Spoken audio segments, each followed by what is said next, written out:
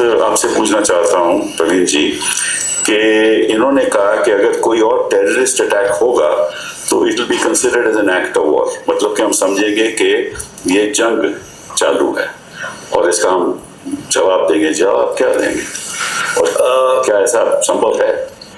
देखिए, terrorist attack होंगे, Pakistan deter नहीं हुआ है और जहाँ तक पाकिस्तान का ताल्लुक है उसकी प्रोफाइल दुनिया में बहुत बढ़ गई है इस 4 दिन के ऑपरेशन के बाद। और उसका कारण ये है कि दुनिया ने ये देखा है कि मिलिट्री कैपेबिलिटीज में पाकिस्तान जो है वो हिंदुस्तान का कॉम्पिटिटर है। वो कैसे? हाँ, क्योंकि इस वाली जो हमारा उन्होंने देखा।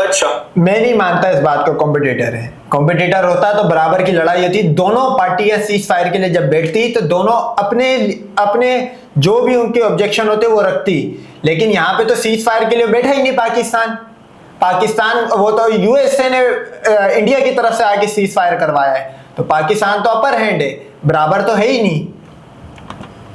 4 दिन के अंदर अब जैसे 6 और 7 की रात को जो सबसे इंपॉर्टेंट बात थी इस पूरे 4 दिन के ऑपरेशन की, वो था एयर अटैक्स। जी हाँ, 6-7 की रात को। तो उन्होंने अगले दिन ही एक बहुत बड़ी ब्रीफिंग दी थी पाकिस्तान साइड ने। उनके पाकिस्तान एयरफोर्स के एयर मार्शल औरंगजेब अहमद ने इंटरनेशनल प्रेस को एक ब्रीफिंग दी, एग्जैक्ट बताया कि कैसे हमारे पास इलेक्ट्रोमैग्नेटिक आइडेंटिफिकेशंस थी, कहाँ हवाई जहाज थे, पूरी डिटेल्स दी उसकी, हमने क्या किया ये भी बताया बहुत इलाबोरेट तरीके से कि हमारी जो एयर वॉरफेयर की जो सोच है, जो स्ट्रैटेजी बोलते हैं, कॉन्सेप्ट बोलते हैं, वो कैसे बदल गया। हमारी तरफ से चुप्पी थी, आज भी हमारी तरफ से कोई उसको बोलने को तैयार नहीं है। अगर आप इस बात को हटा दें, देखिए अभी एक बात तय है, लड़ाई जो होगी हिंदुस्तान पाकिस्तान की और जब जो हमने यूक्रेन में देखी और गाजा में देखी, 3 चीजें खास होंगी। एक होगी एयर पावर, एक होगी मिसाइल्स। मिसाइल के साथ आपको डिफेंसिव सिस्टम्स भी चाहिए, जिसको हम बोलते हैं एयर मिसाइल डिफेंस सिस्टम्स, वो चाहिए काउंटर करने के लिए। और तीसरा ड्रोन्स होंगे। हिंदुस्तान पाकिस्तान के बीच में सबसे इंपॉर्टेंट चीज थी एयर वॉरफेयर, और उसमें आप नहीं बता पाए दुनिया को कि क्या हुआ, अभी तक नहीं पता। ऐसी बात तो नहीं, हमने तस्वीरें भी दिखाई हैं कि इनकी डिफेंस एस्टेब्लिशमेंट में हमने हमला किया, इनको ध्वस्त किया है। नहीं, मैं बात कर रहा हूँ 6-7 की रात को, मैं बात कर रहा हूँ सिर्फ एयरक्राफ्ट की। अच्छा, मैं जैसे आपसे कह रहा हूँ जो 5 एयरक्राफ्ट की बात हो रही है, 5 या 6 जो भी है, तो they will lead the air war. जी हाँ, जो हिंदुस्तान पाकिस्तान की अगली लड़ाई होगी वो वहां पर चलेगी, वहां पे तय होगी मेरे हिसाब से।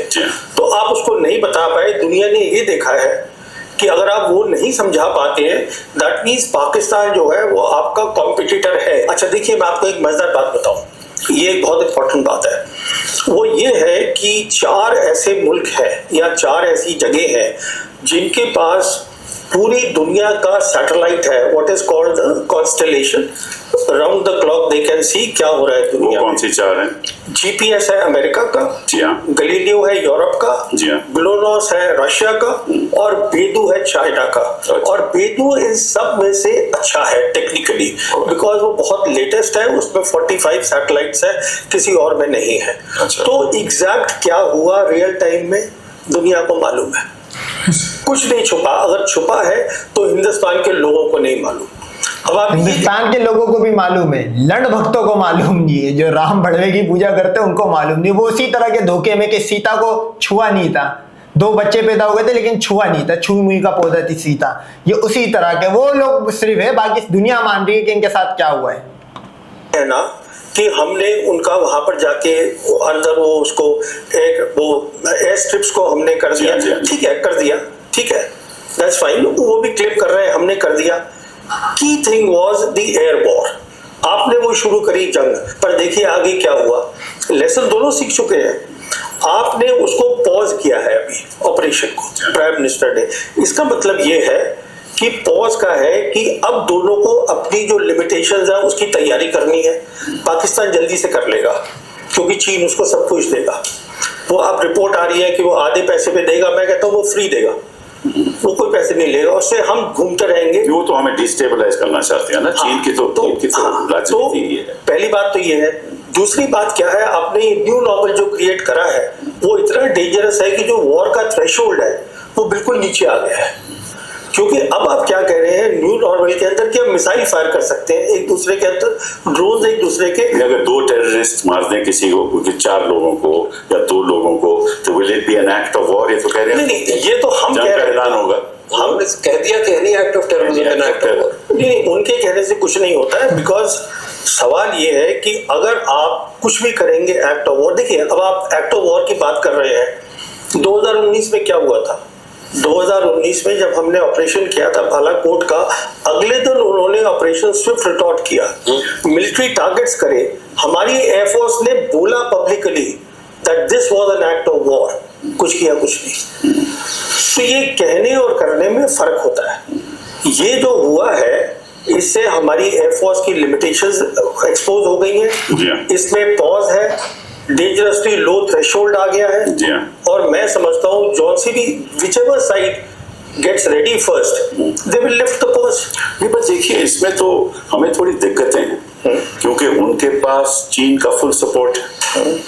अगर हम कोई भी जंग में शामिल होते हैं तो हमारे 3 सेक्टर्स पे हमें जंग लड़नी होगी मेरे हिसाब से। एक तो पाकिस्तान है, एक लद्दाख में, और तीसरा बांग्लादेश।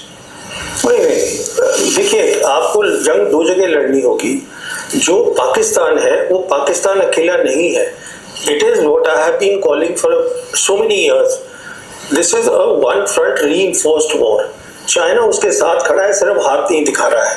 वो तो पूरा चाइना सपोर्ट कर रहा है। तो एक तो ये हो गया आपका। दूसरी जंग अब की होगी कश्मीर के अंदर। अच्छा, जहां तक उनका ताल्लुक है, चाइना का ताल्लुक है, वो ये इंश्योर करेंगे जो आपकी एयरफोर्स है वो तकसीम रहेगी। जी हाँ, बिल्कुल। पर वो कुछ करेंगे नहीं, वो सिर्फ अपनी एक्टिविटी जो है वो बढ़ा देंगे, लड़ाई नहीं लड़ेंगे आपके साथ। वो आपको अपने लेवल का समझते ही नहीं है। और अब सब ये इससे एक और बात निकली, अब पूरी जो दुनिया है, अब हम कह रहे हैं कि साहब हम हाइफनेट हो गए हैं, हिंदुस्तान पाकिस्तान। आप खुद ही तो करते रहते हैं सारा टाइम। हाइफनेट तो इसीलिए हुए हैं ना कि आपने जंग का जब ऐसे इसका जवाब दिया ऐसी तरह से दिया, क्योंकि बाकी जो विश्व के देश हैं वो तो समझते हैं कि भैया ये दोनों परमाणु शक्तियां हैं इनके पास, ये तो कुछ भी हो सकता है। देखिए तो परमाणु तो बात टेररिज्म की तो कहीं होती ही नहीं है। सारे विश्व में टेररिज्म की तो बात हुई नहीं। देखिए परमाणु शक्ति को इतनी अहमियत नहीं देनी चाहिए, मैं समझता हूँ, क्योंकि कोई इतनी जल्दी न्यूक्लियर वेपन्स यूज नहीं करेगा। Conventional capabilities matter. जो जंग होती है कन्वेंशनल कैपेबिलिटीज मैटर, और उसमें दुनिया ने देख लिया है कि हमारे वो कॉम्पिटिटर है।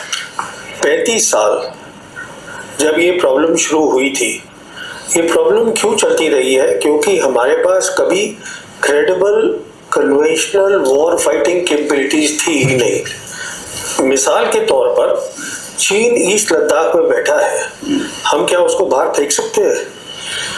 नहीं फेंक सकते। जब पाकिस्तान को लगता ही नहीं है कि आपके पास लड़ाई की काबिलियत है तो वो क्या करेगा? और काउंटर टेरर तो आप अपने एरिया में कर रहे हैं ना, यहाँ पे फेंस लगा के आप करते रहिए, 35 साल और करते रहिए। वो इसलिए कर रहा है सब कुछ। कह रहे हैं कि भाई पाकिस्तान अंदर से ही इम्प्लोड हो रहा है। वो नहीं हो रहा है। मैं यही आपसे अर्ज करना चाहता था। उन्होंने अपना डिफेंस बजट 20% बढ़ा दिया है। चीन उनके साथ है, पाकिस्तान कहीं नहीं जा रहा है। ये जब मैं पैदा हुआ था तभी से सुन रहा था कि पाकिस्तान जो है वो टूटने वाला है। अच्छा। पाकिस्तान मेरे हिसाब से आज जियोपॉलिटिकल प्रोफाइल पाकिस्तान का बढ़ गया है। अच्छा। मेरे हिसाब से आज चीन साउथ एशिया पे छा गया है, क्योंकि बेल्ट एंड रोड सही है, वो तो सही। नहीं तो देखिए ना, अगर वो छा गया है, उनका इस्लामिक पार्टनर इसमें पाकिस्तान है। पाकिस्तान है जो कि अरब और मुस्लिम कंट्रीज के साथ बहुत कुछ कर सकता है। मैं ये बात बिल्कुल मानता हूँ और पाकिस्तानी भी मानते हैं, उनकी गवर्नेंस में प्रॉब्लम है, there is no doubt about it. और मैं एक और आपसे ये बात कहूँ कि उनकी तैयारी हमसे पहले होगी और मेरे हिसाब से they will be ready much faster ये पॉज हटाने के लिए।